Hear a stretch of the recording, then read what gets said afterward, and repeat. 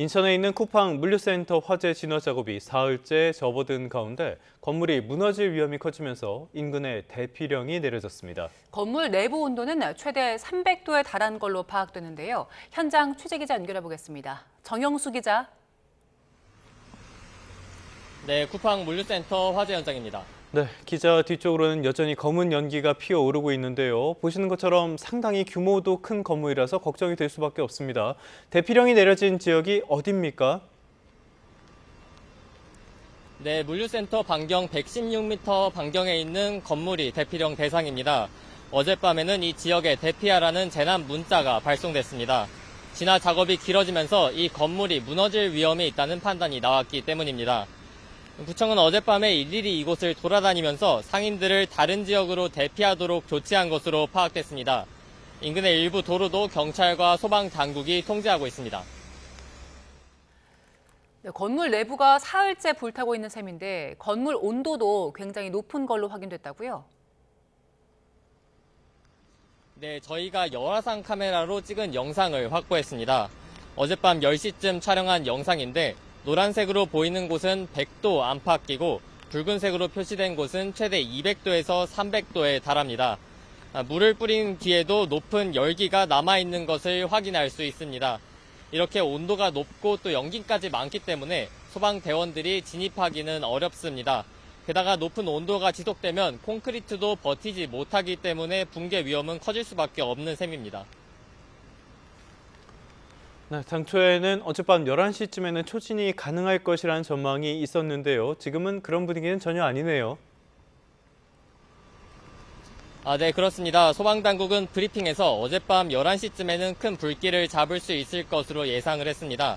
다만 화재 진압에 워낙 변수가 많기 때문에 확정은 아니더라도 진화 작업이 어느 정도 속도를 낼 것이라는 가닥이 있었습니다. 하지만 불길이 되살아났고 굴착기를 동원해 물류센터 건물을 부수며 소화 용수를 뿌리는 작업이 지금도 계속 이어지고 있습니다. 또 5층에 소방대원들이 진입해서 불길이 확산하는 걸 차단을 하고 있습니다. 현장에 비가 내리고 있어서 열기를 식히는데 조금은 도움이 될 것으로 보이는 상황인데 언제쯤 큰 불길을 잡을 수 있을지는 미지수입니다. 네, 현재 투입된 인원은 얼마나 됩니까? 네, 저희가 조금 전에 확인한 결과 장비 228대, 소방대원 700여 명이 현장에 투입된 것으로 파악됐습니다. 사다리차와 굴절자를 포함해 특수 장비가 사실상 총 동원된 상태입니다. 진화 작업이 50시간 가까이 지나면서 현장에 투입된 소방대원들은 지칠 대로 지친 상황입니다. 오늘 오전 10시쯤에 소방당국의 브리핑이 예정이 돼 있습니다. 화재 진압 상황을 조금 더 구체적으로 들어볼 것으로 보입니다. 지금까지 쿠팡 물류센터 화재 현장에서 YTN 정영수입니다. 쿠팡은 인천 성남동 물류센터 화재와 관련해 많은 분께 심려를 끼쳐 송구하다고 사과했습니다. 쿠팡은 정종철 대표명이 입장문을 내고 화재 인지 뒤에 즉시 119에 신고했고 당시 건물에 있던 직원 모두 안전하게 대피했다면서 이같이 밝혔습니다. 이어 소방관들의 안전을 최우선으로 삼아 현장에서 진행되는 소방활동을 지원하는 건 물론 관계 당국의 조사에도 적극 협조할 것이라고 약속했습니다. 쿠팡은 지역 주민 대피소가 꾸려진 인천 신현초등학교에 매트리스와 속옷, 물과 컵라면 같은 구호 물품을 전달하고 소방대원들에게 생필품과 간식, 음료 등을 지원하고 있습니다. 쿠팡 물류센터 화재로 인근 지역에 분진과 낙진이 이어지면서 학교와 어린이집 운영에도 차질이 빚어졌습니다. 인천 성남동에 있는 초등학교 한 곳은 오늘 분진에 따른 학생들의 건강을 고려해 휴업을 하기로 했습니다. 인천 서해구는 성남동과 신현 원창동에 있는 어린이집 31곳에 휴원 권고를 내렸습니다. 전문가들은 분진은 화재가 왕성할 때보다 시간이 지날수록 더 많이 발생한다며 화재가 발생한 쿠팡 물류센터 인근 지역에선 마스크를 착용할 것을 권장했습니다. 네, 사건 사고 소식 하나 더 살펴보겠습니다. 오늘 새벽 4시 10분쯤 충북 음성군 중부 내륙고속도로 상행선 단평 1교 근처를 지나던 17톤 화물차에서 불이 났습니다.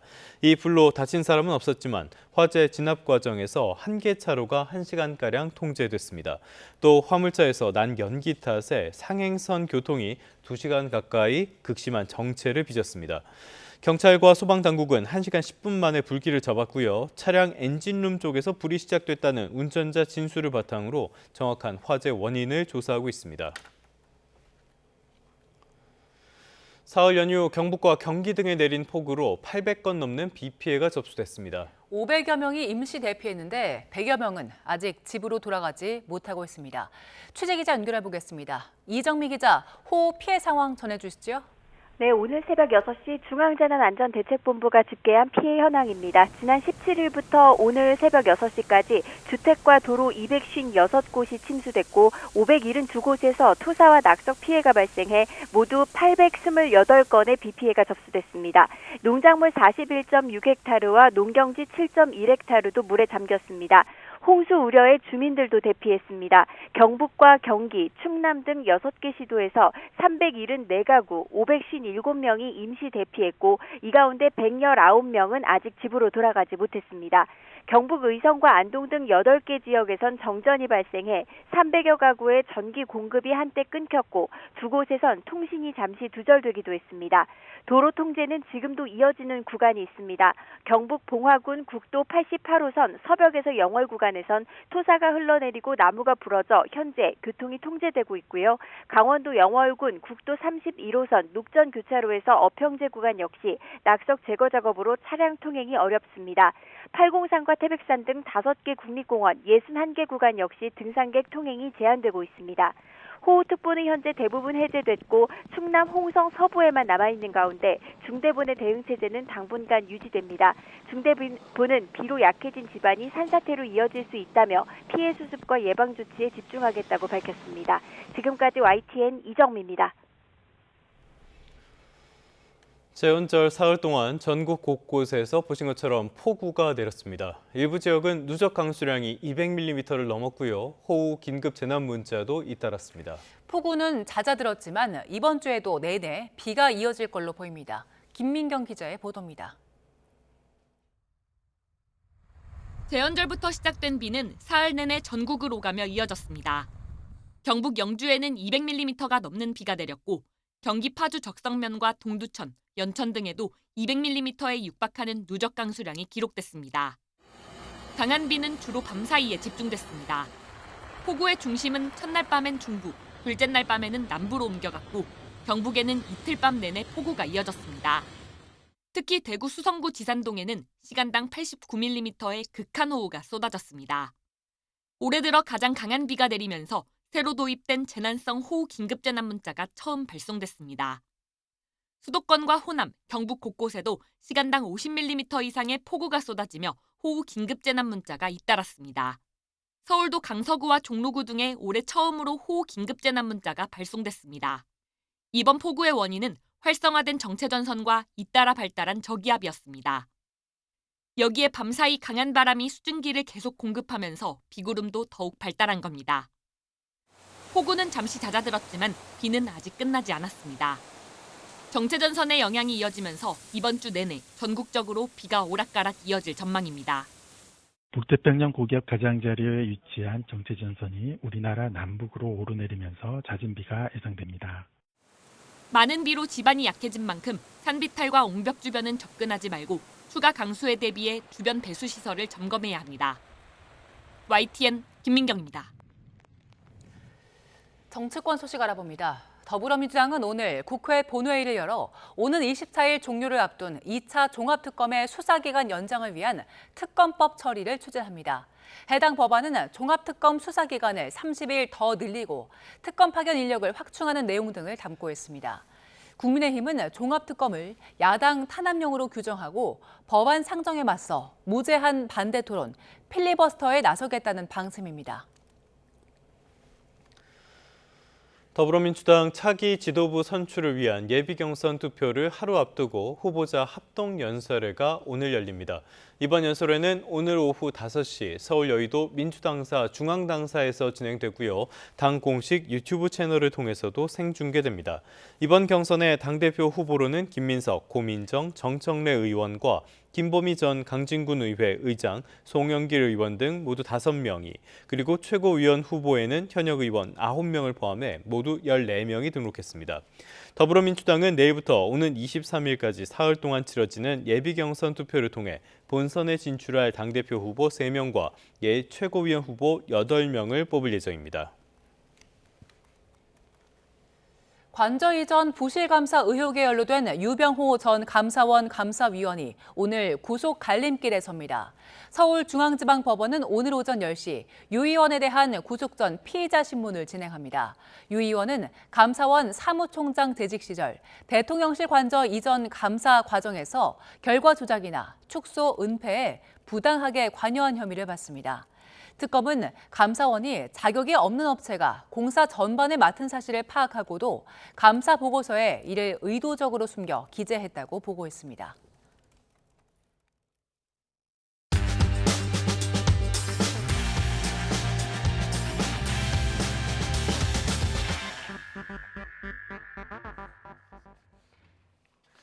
(7월 20일) 월요일 스타트 브리핑 시작합니다.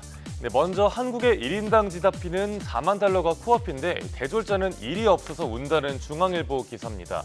반도체 수출이 급증하면서 경기는 회복 조짐을 보이지만 그 온기가 고용으로 번지진 않고 있습니다. 지난 2분기 대졸 이상 실업자는 48만 1,000명, 코로나19 시기였던 2021년 이후로 가장 많은 숫자입니다. 그중 64.2%, 30만 9천 명은 2030 청년들입니다. 취업 경험 자체가 없는 실업자가 늘고 있다는 게 문제인데요. 청년층의 고용률은 26개월 연속 감소하고 있습니다. 특히 AI 노출도가 높은 전문직과 과학기술 취업자 수가 두드러지게 줄고 있습니다. AI 도입 속도가 빨라지면 청년 고용 한파는 갈수록 거세질 걸로 보입니다. 기업들의 경력직 선호 현상까지 겹치면서 경험이 없는 신입은 갈 곳이 없어지는 중입니다. 취업도 이렇게 어려운데 도대체 내 집 마련은 언제 하나 싶은데요. 한 달 새 10만 명이 넘게 청약통장을 깼다는 한겨레 신문 기사 보겠습니다. 청약통장 가입자 수는 4년 전에 정점을 찍고 꾸준히 감소세입니다. 지난달 말 기준 가입자가 2,583만여 명으로 1년 전과 비교해봐도 54만 명 넘게 줄어들었습니다. 지역별로는 수도권에서 청약 이탈이 두드러졌습니다. 당첨되기도 어렵고요. 분양가는 그야말로 넘사벽인 게 배경입니다. 지난 5월 기준 서울 민간 아파트의 평균 분양가는 제곱미터당 1,922만 원. 운 좋게 당첨이 돼도 계약금과 중도금 등 수억 원을 단기간 안에 마련해야 합니다. 또 서울 아파트 청약 가점도 지난해 65.81점까지 올랐습니다. 강남권의 경우 사실상 만점에 가까워야 당첨을 기대해 볼 수 있습니다. 청약통장 가입자 감소는 주택도시기금 부실로도 이어질 수 있는데요. 기금 재원이 줄어들면 서민 주거안정 정책도 흔들릴 수 있다는 지적이 나옵니다. 다음 한국일보는 정부의 청소년 SNS 규제를 다뤘습니다. 연령 제한뿐만 아니라 중독 알고리즘을 차단하는 입법을 추진하겠다는 방침입니다. 아무리 넘겨도 끝없이 숏폼 콘텐츠가 나와 벗어날 수 없어서 무한 스크롤이라고 하죠. 플랫폼들이 이 추천 알고리즘을 제공하지 못하도록 규제에 나서겠다는 겁니다. 현실화하면 국내외 플랫폼 책임이 커질 걸로 보입니다. 호주를 시작으로 해외 주요국은 이미 아동 청소년 SNS 규제에 나섰습니다. 정부도 해외 사례를 염두에 두고 입법을 추진 중인 걸로 보이고요. 플랫폼 업체들의 알고리즘 규제에 중점을 두고 있다고 알려졌습니다. 연령 제한은 주요국보다 상대적으로 느슨한 기준을 검토하고 있는데요. VPN 등을 활용한 청소년들의 우회 가입이 늘어날 뿐 실효성은 떨어진다는 판단 때문입니다. SNS 규제 나선 국가만 지금까지 40개국 이상입니다. 국내외 플랫폼의 운영 방식과 서비스에 큰 변화가 생길 거란 전망도 나옵니다. 끝으로 볼 경향신문 기사는 중국 AI 모델에 업계가 발칵 뒤집혔다는 내용입니다. 중국 스타트업 문샷 AI가 공개한 히미 K3란 모델이 그 주인공입니다. 히미 K3의 주요 벤치마크 지표는 GPT와 클로드 최상위 모델에 근접한 수준입니다. 코딩과 웹 리서치, 과학 추론 등을 합친 종합 성능도 3위를 기록했습니다. 경쟁사인 딥시크보다는 10배 넘게 비싸지만 그래도 가격이 미국 모델들의 절반 수준입니다. 기존 미국과 중국의 AI 격차는 8개월에서 12개월 수준으로 알려졌었는데요. 이번 키미 K3의 등장으로 중국 AI가 성미까지 쫓아온 걸로 보입니다. 누구나 모델을 내려받아 활용할 수 있는 오픈웨이트 방식도 특징인데요. 폐쇄형으로 운영하는 미국 AI 개발사들과 달리 개방성을 차별점으로 내세우고 있습니다. 키미 K3 쇼크가 어떤 파장을 미칠지 아직은 미지수입니다. 다만 시장에서 유의미한 점유율을 얻으면 빅테크와 반도체 기업이 동력이 떨어질 수 있다는 분석도 있고요.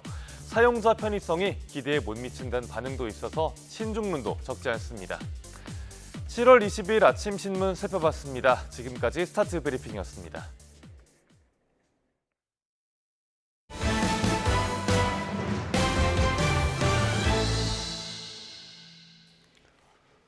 네, 2026 북중미 월드컵이 조금 전에 끝났습니다. 결승전 아르헨티나와 스페인이 맞붙었는데요. 이 결승전 결과 스페인이 연장 접전 끝에 1대 0으로 승리를 거뒀습니다. 조금 전에 들어온 소식인데요. 스페인이 이번 북중미 월드컵 우승을 했다는 소식 전해드리고요. 이 내용은 조금 뒤에 자세한 내용 들어온 대로 다시 한번 정리해서 전해드리도록 하겠습니다.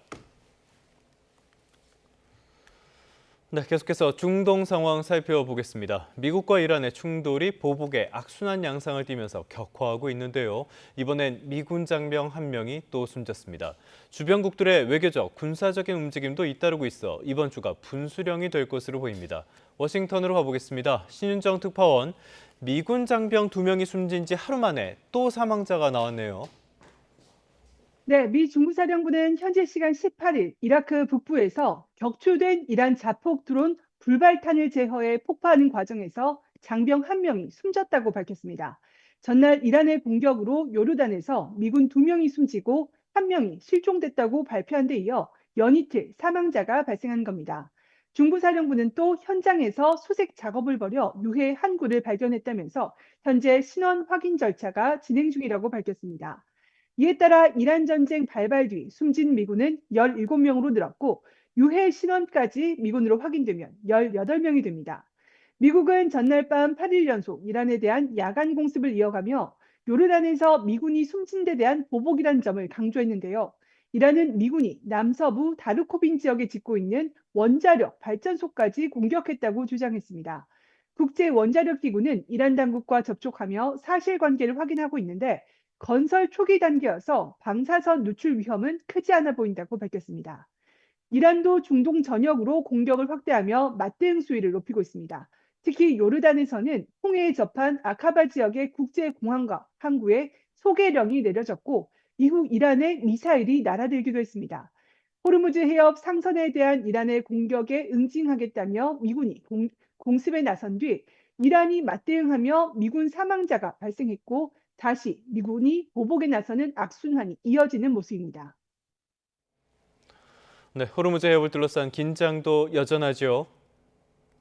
네, 이란 이슬람 혁명수비대는 호르무즈 해협에서 선박 2척이 멈춰 섰다고 밝혔습니다. 혁명수비대는 미국이 사주한 배 4척이 항법 장치를 끈 채 해협을 통과하려고 시도했다면서 2척은 사고를 당해 그 자리에 멈춰 섰고 나머지 2척은 항로 진입을 포기했다고 밝혔습니다. 이어 호르무즈 해협 통제권은 전적으로 자신들에게 있다면서 미국의 소가 항로로 진입하는 선박은 필연적으로 사고를 겪게 될 거라고 경고했는데요. 직접 들어보시죠. بدون هماهنگی و اجازه از تنگه هرمز عبور نخواهد کرد.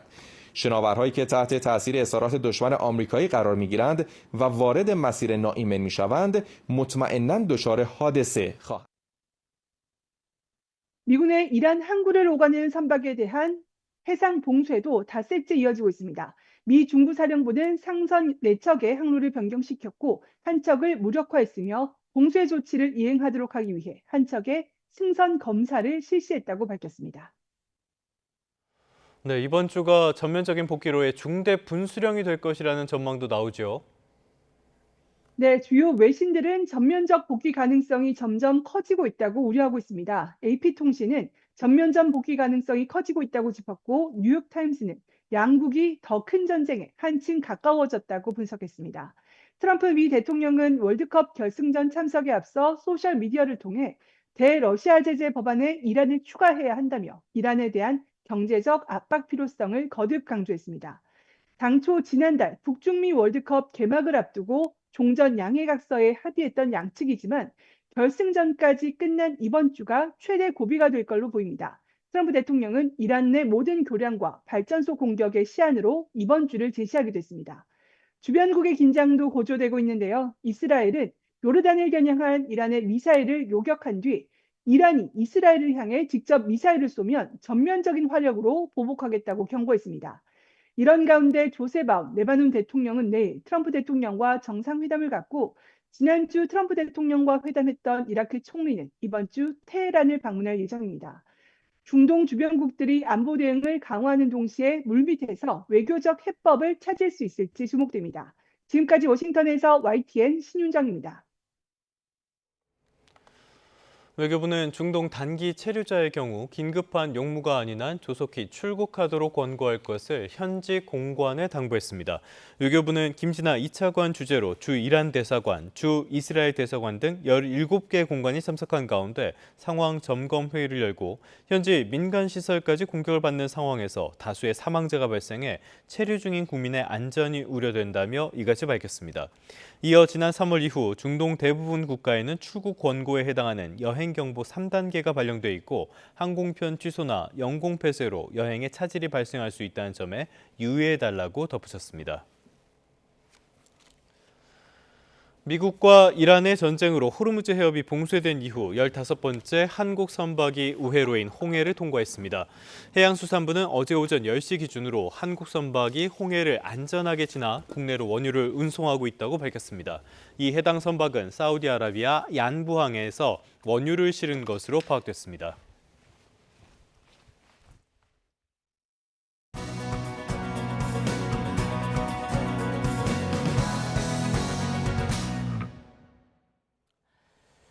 이번 달 롤러 코스피라고 할 정도로 증시 변동성이 심했죠. 코스피의 일중 등락률이 금융위기와 또 외환위기 때를 뛰어넘을 정도였는데요. 이번 주에도 변수가 많습니다. 관련해서 이정환 한양대학교 경제금융학부 교수와 함께 짚어보겠습니다. 어서 오세요. 네, 이달 들어서 그 일중 변동률이 6.75%였습니다.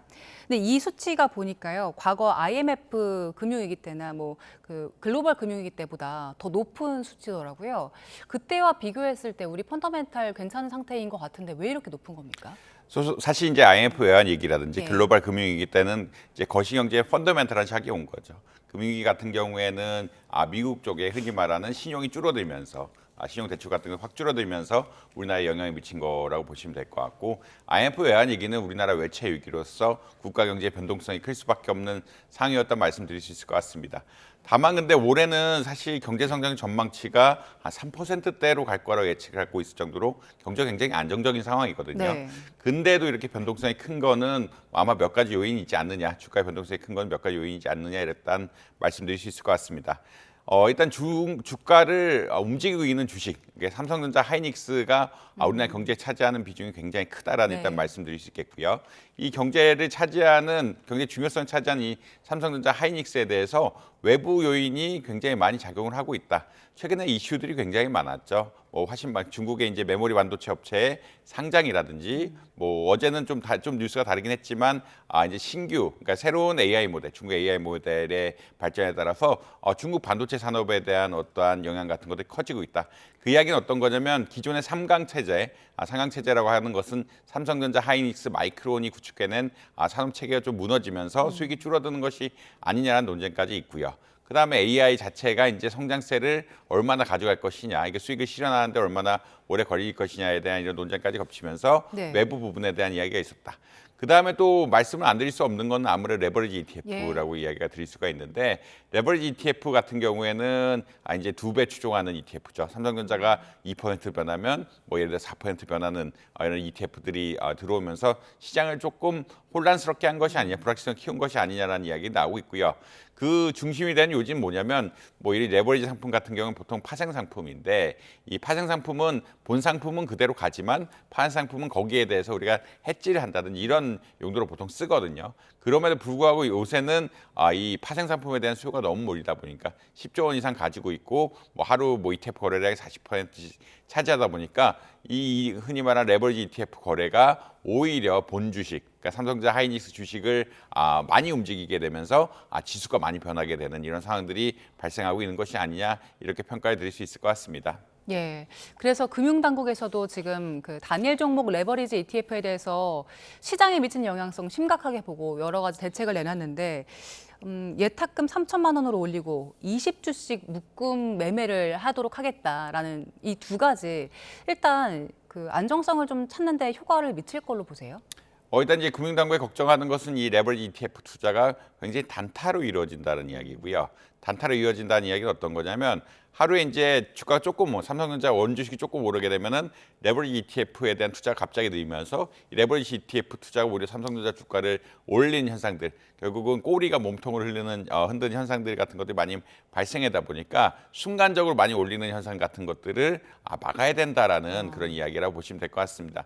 지금 그래 대책이 나온 것들이 신규 레버리지 ETF 같은 것들을 좀 중단하고 이거 고수익이다라는 광고 같은 것들을 멈춘다. 예. 이런 것들이 있겠고요. 그다음에 이제 그 3천만 원 이상 돈을 집어넣지 않으면 예탁하고 있지 않으면 거래를 못하게 하겠다. 그다음에 이제 이 최소 거래 비중, 그러니까 최소 거래 주수 역시 한 20주 가량으로 늘려가지고 예. 아주 한두 주로 하는 이런 수요 같은 것들 조금 막겠다라는 그런 의미를 지니고 있다라고 보시면 될 것 같습니다. 뭐 금융위원회에서 예측하는 것은 이제 이렇게 잘 된다라고 하면 한 3분의 1 정도까지 축소될 수 있지 않느냐라는 네. 변동폭이 이야기를 하고 있고요. 다만 이제 아무래도 거래량이 워낙 크다 보니까 이런 것들, 그러니까 큰 거래를 얼마나 막는데 효과적일까에 대해서는 좀 지켜봐야 되는 것이 아니냐. 거래량이 크다는 이야기는 어떤 거냐면 하루에 굉장히 큰 금액을 사는 투자자들이 분명히 있다라는 이야기고 이분들이 과연 이러한 규제 같은 것들에 얼마나 영향을 받을지 한번 지켜봐야 될 상황인 것 같다. 그러니까 이제 보통 이런 거래들은 작은 한 주 거래다, 네. 작은 주수, 소규모 거래를 만드는 굉장히 효과가 있지만 이제 이미 대규모 거래를 하고 있던 투자자들이 어떤 반응을 보일지는 조금 지켜봐야 되는 상황들이다 이런 말씀 드려야 될 것 같습니다. 예. 그리고 어제 그 김용범 정책실장이 이 ETF 관련해서 상장 폐지에 대한 이야기도 있었는데 여기에 대해서는 일단 선을 그었고요. 그 교수님께서 짚어주셨던 그 변동성, 장 마감 직전에 변동성 커지는 부분, 이 부분에 대해서 얘기를 좀 더 하더라고요. 그 괴리율을 좀 관리하겠다는 건데 이 괴리율 관리에 대해서 시장에서는 이게 가능할 것인가, 기술적으로 가능할 것인가 이런 시선도 있던데 어떻게 보세요? 사실 이제 김영범 시장님 얘기한 것은 이제 이 상장 폐지는 어렵다. 예. 왜냐하면 이미 10조 원 가량의 돈이 이 레버리지 ETF 상품에 들어왔기 때문에 그리고 레버리지 ETF 상품을 한 사람들은 이것을 정확하게 알고 들어오신 분들이거든요. 기본적으로 교육을 다 이수한 후에 이 레버리지 ETF에 투자를 했기 때문에 이 메커니즘에 대해서 잘 알고 흔히 말 주가가 또 오르게 되면은 수익을 받을 수 있는 이런 구조들에 대해서 명확하게 알고 있는 분들이라서 한꺼번에 이 주식 상품을 없앤다라고 하면은 시장의 충격도 크고 이분들에 대한 보상. 그러니까 사실은 법에 따라서 없애야 되는데 법에 따라서 없앨 근거가 그렇게 많지는 않은 것 같다. 그런 말씀 일단 드려야 될 것 같습니다. 그다음에 이제 괴리율 이야기를 했는데 이제 장 마감의 동시효과라고 보통 이야기하는 이때는 괴리율에 대한 제약이 조금 낮거든요. 괴리율이라는 것은 어떤 거냐면 원래 이제 레버리지 ETF가 삼성전자 주식이 2% 오른다라고 하면은 레버리지 ETF가 4% 따라가야 되는데 이 일부는 그게 이제 흔히 말하는 파생상품 거래상 괴리 좀 차이를 나도 되게끔 해준다라는 이런 말씀드릴 수가 있습니다. 근데 이제 최근 장마감 시간에 거래 같은 것도 굉장히 많이 몰리다 보니까 이 레버리지 ETF 흔히 말하는 이 파생상품이 원래 예측한 어떤 그런 결과를 못 내고 있어서 주식시장의 변동성을 더 키우는 것이 아니냐. 삼성전자 주식이 2% 올랐는데 이 파생상품이라고 할 수 있는 레버리지 ETF가 4% 5% 오르게 되면은 거기에도 투자가 몰리면서 주가의 변동성을 키우는 것이 아니냐라는 점을 아마 지적한 것이라고 보시면 될 것 같고요. 다만 이렇게 호가가 많이 몰리는 상황에서는 사실 이제 가격 조성이라고 하는 좀 어려운 용어가 있는데 흔히 말해서 이 레버리지 ETF를 운영하는 자산 운용사들이 가격 흔히 말하는 가격을 제시하는 입장에서 굉장히 좀 어려워질 수밖에 없다. 거래가 많이 많이 몰리면 몰릴수록 정확하게 가격을 제시하기가 좀 어렵기 때문에 이 동시효과, 장 마감 시간에 이것이 과연 잘 지켜질 수 있을 것이냐에 대해서는 조금 어려움 같은 것들이 지적되고 있는 양상이다. 이런 말씀 드려야 될 것 같습니다. 예, 이게 그동안 실현된 게 아니기 때문에 실제 시장에서 적용이 된다면 어떻게 움직일지를 좀 봐야 될 것 같고요. 오늘이 연휴 지나고 증시 첫날이기 때문에 이번 주에도 극심하게 움직일까, 변동성 클까 걱정하는 분들 많은데 시장에서 나오는 전망들 보면 주가 조정의 변동성이 일부 이제 해소가 됐다. 워낙 많이 변동성이 심했고 많이 빠졌기 때문에 이제는 빠질 만큼 빠졌다는 시선들이 나오는 것 같더라고요. 교수님께서는 어떻게 보세요? 더 빠질까요? 이제 어느 정도 바닥은 다진 겁니까? 이게 뭐 불확실성이 크다라고 말씀드릴 수 있겠고요. 지금 바닥을 다졌다라는 논자들의 입장은 이제 지난 금요일 SK 하이닉스가 미국에 상장돼 있죠. ADR이 상장돼 있는데 그 사실 금요일 날 나스닥이라든지 굉장히 장이 안 좋았는데 SK 하이닉스의 ADR은 주가가 한 1% 반등했다라는 이야기 드리고 있습니다. 그러니까 그런 이야기가 어떤 거냐면 마이크론에 비해서 SK 하이닉스의 가치가 좀 저평가됐기 때문에 주식을 사야 된다는 그런 쪽으로 해석을 하고 있어가지고 좀 밑바닥을 다진 것이 아니냐라는 이야기가 나오고 있다. 이런 말씀 드릴 수 있을 것 같고요. 근데 이제 반대론자들, 그러니까 이게 더 떨어질 수 있다라는 쪽의 입장은 외부발, 그러니까 중국발 리스크 같은 것들이 생각보다 크지 않느냐라는 입장이 있는 것 같습니다. 아무래도 지금 메모리 반도체 업체, 중국 대형 메모리 반도체 업체들이 상장할 것이라는 예측들이 있고 이것이 시장 점유율을 유의미할 것이라는 이야기들이 나오고 그다음에 뭐 지금 딥시크 같은 데는 AI 메모리, AI 반도체를 자체 개발하겠다. 뭐 이런 이야기 나오고 있고 지금 오픈 소스 아까 뉴스에도 크게 다뤘지만 신규 키미3라는 중국의 모델이 나오면서 이 문샷 AI라는 어떤 스타트업이 아주 좋은 AI 모델을 만들면서 미국 시장의 점유율을 차지할 거고 그러면 미국 데이터 센터의 수요가 중심이 되는 뭐 구글이라든지 아마존 수요 같은 것들이 줄어들 것이 아니냐라는 그런 이야기가 나오고 있어가지고 조금 불확실성이 있는 이런 상황들이다. 결국은 시장의 재편이 있는 거고 이 시장의 재편 속에서 과연 메모리 반도체 업체가 어떠한 성장률을 보일 것인지에 대한 불확실성이 있기 때문에 뭐 떨어질 수도 있는 이런 상황이라고는 말씀드릴 수 있을 것 같습니다. 그래서 이제 의견이 엇갈리고 있다. 뭐 사실 금요일날 장을 보면은 하이닉스가 너무 많이 떨어진 것이 아니냐는 의견이 하나가 있을 수 있고 반면에 중국발 불확실성이 생각보다 큰 것이 아니냐라는 의견들이 겹치면서 뭐 시장의 자체 올라갈지 내려갈지에 대한 예측이 좀 어려운 상황이다 이런 말씀 드려야 될 것 같습니다. 예, 이제 이번 주에 뭐 빅테크들 실적 발표도 앞두고 있고 지금 미국 이란 긴장도 높아지고 있는 상황이어서 여러 가지 변수가 있기 때문에 이런 부분들 잘 체크를 하셔야 될 것 같고요. 환율 이야기를 좀 해보겠습니다. 환율이 이달 초에는 장중 1,560원까지 육박을 했었는데 1,470원대까지 내려왔습니다. 이게 지난달과 비교하면은 4.27% 올라간 거라고 하더라고요. 그러니까 원화 가치가 상승폭이 컸다는 건데 그 원화 가치가 이렇게 오른 이유 배경은 어떤 게 있습니까? 우선 가장 크게 이야기하는 것은 SK 하이닉스 ADR의 상장이라고 보시면 될 것 같고요. 상장을 하게 된다는 이야기는 어떤 거냐면 미국의 달러를 벌어들인다라는 이야기를 보시면 될 것 같습니다. 특히나 이런 상장 자금 같은 것들은 투자 자금에 쓴다라는 목적이 있기 때문에 원화로 바로 환전을 하게 되고 이 40조 원 가량의 달러가 원화로 환전하게 되면서 환율 안정에 기여를 한 것이 아니냐는 의견들이 있다라는 게 가장 큰 이슈라고 보시면 될 것 같고요.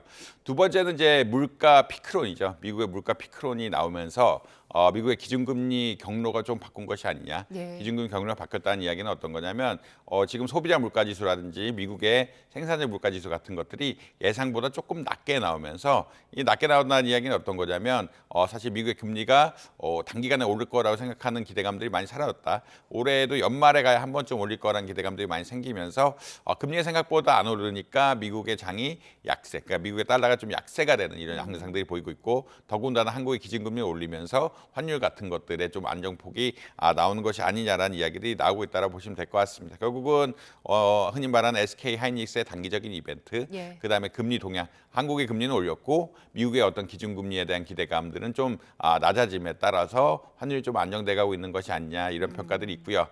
그다음에 이제 아무래도 최근에 많이 지적된 것이 외국인 투자 자금 굉장히 많이 빠져나간다는 이야기였는데 아무래도 이제 주가가 많이 빠지다 보니까 외국인 투자자들이 또 사는 경향도 보이고 있거든요. 그렇기 때문에 그러니까 산다는 이야기가 어떤 거냐면 달러를 바꿔가지고 달러 원화를 바꿔서 한국 주식을 SK 하이닉스라는 주식을 사는 경향성도 있기 때문에 이런 것들이 동시에 영향을 미치지 않았느냐 이렇게 평가를 하고 있습니다. 예, 그 시장에서는 연내 1,400원대 안착을 할 가능성이 있다 이런 전망들 나오던데 교수님 짧게 이게 추가적으로 좀 더 하락을 하려면 어떤 조건들 필요합니까? 아무래도 이제 외국인 투자 자금들이 나가면 안 된다. 그러니까 더 이상 이제 빠져나가지 않고 다시 흘러 들어와가지고 주가를 부양하는 양상으로 가야 된다라고 보시면 될 것 같고요. 그 계속 지속적으로 지적되고 있는 것들이 외국인 투자자들이 예전에 2,000원대 사가 이게 지수 2,000대 사가지고 9,000대 팔고 나가면서 는 것에 비해서 달러가 너무 많이 나간다는 지적들이 계속 나올 수밖에 없는 이런 상황들이었거든요. 근데 이제 좀 주가 하락이 되고 이제 외국인들도 다시 이제 사는 어떠한 그런 상태가 된다라고 하면은 한국 주식 사는 상태가 된다라고 하면은 달러 수요 같은 달러 공급 같은 것들이 원활하게 이루어짐에 따라서 이제 주가 흔히 말해서 수급 상황이 좀 안정이 될 수 있는 이런 상황이다라고 말씀드릴 수 있겠고요. 그다음에 뭐 한국이 기준금리 올리는 것도 뭐 긍정적인 뉴스긴 하다. 그러니까 환율 차원에서 물론 이제 경제 전반에 따라서는 경제 전반이라는 것은 이제 소상공인이라든지 전통 제조업을 포함한 이런 내용이라 볼 수 있는데 경제 전반에 대해서는 약간의 논쟁 같은 것들이 있지만 환율 안정에 대해서는 한 번 더 올리는 것들이 긍정적일 수가 있고 그것들이 뭐 기준금리 그 흔히 말하는 시장금리에 많이 반영이 되어 있기 때문에 외환시장 안정에 도움을 줄 수 있지 않을까 이렇게 생각을 하고 있습니다. 부동산 이야기도 좀 해보겠습니다. 어제 김용범 정책실장이 그 인터뷰에서 다주택자뿐만 아니라 1주택자여도 이게 초고가 주택에 대해서는 좀 보유세 부담 높이겠다라는 취지의 이야기를 했는데 그 초고가 주택이 얼마가 될 것인가 이 기준도 국민 여론 좀 수렴한다고는 했거든요. 이런 정책이 이제 이달 말쯤에 나오게 되면 매매 시장이 어느 정도 좀 분위기를 바꿀 걸로 보세요? 근데 이제 사실은 좀, 지금 매매 시장이 초고가 주택보다는 오히려 이제 변두리 주택들이 좀 문제라고 보고 있거든요. 변두리 주택의 문제란 건 어떤 거냐면 강남의 집값은 나름 안정이 되어 있는 상태고, 근데 경기도라든지 서울에 워낙 분양 물량이 없다 보니까 실거래, 실수요에 대한 어떠한 뒷받침이 안 되게 되고 실전세에 대한 뒷받침이 안 되게 되면서 흔히 말하는 뭐 노원이라든지 도봉 뭐 이런 흔히 말하는 주변지의 가격이 굉장히 많이 오르고 있다. 결국은 경기도에도 분양이 없고 서울에도 분양이 없다 보니까 실거래 흔히 말하는 실거주자들의 수요가 굉장히 많이 몰리고 있어가지고 이것들이 어떻게 반영이 될지 그러니까 지금 대책은 흔히 말하는 비싼 주택에 대한 이야기들이 나오고 있는데 문제가 되는 상황들은 오히려 이제 흔히 말하는 실거주자가 사려고 투자 목적보다는 실거주자가 사려고 하는 주택들에 대해서 아파트들에 대해서 가격이 오르고 전세가 없고 월세로 변환되는 이런 문제들이기 때문에 시장이 어떻게 되는지 조금 지켜봐야 될 것이다. 지금 그 타겟팅하는 정책 방향하고 실제 문제가 되는 상황들이 다르기 때문에 이 간극을 정부가 어떻게 좁혀나갈 것이냐가 아마 중대 과제가 되지 않을까 이렇게 생각을 하고 있습니다. 어제 그 김용범 실장도 뭐 이게 매물 목적이라기보다는 보유세가 과세 형평 목적이다라고 얘기를 하긴 했는데요.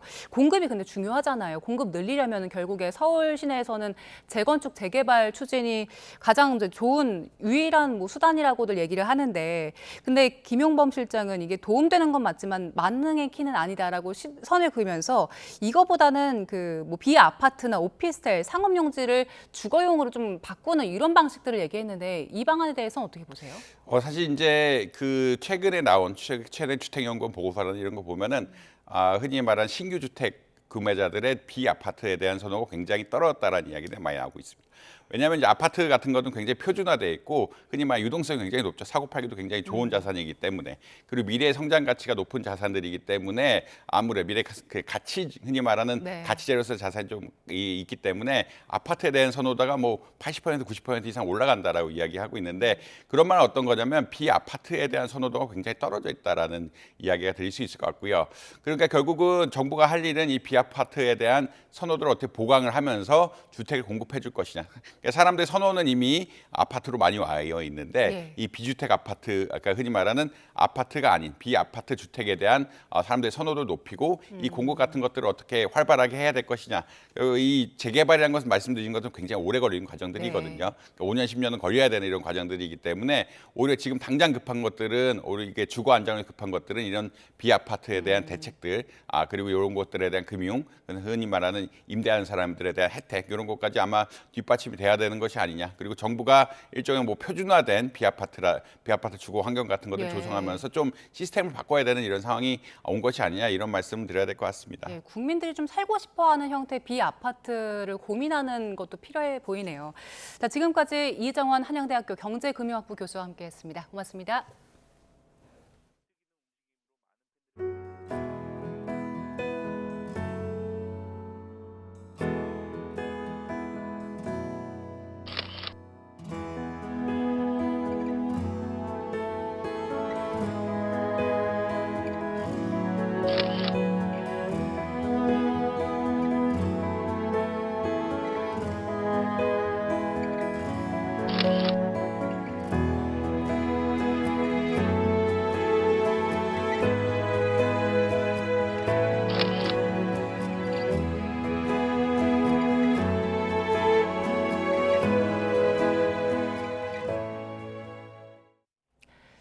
2026 북중미 월드컵 결승에서 스페인이 연장 접전 끝에 아르헨티나를 꺾고 사상 두 번째 우승을 차지했습니다.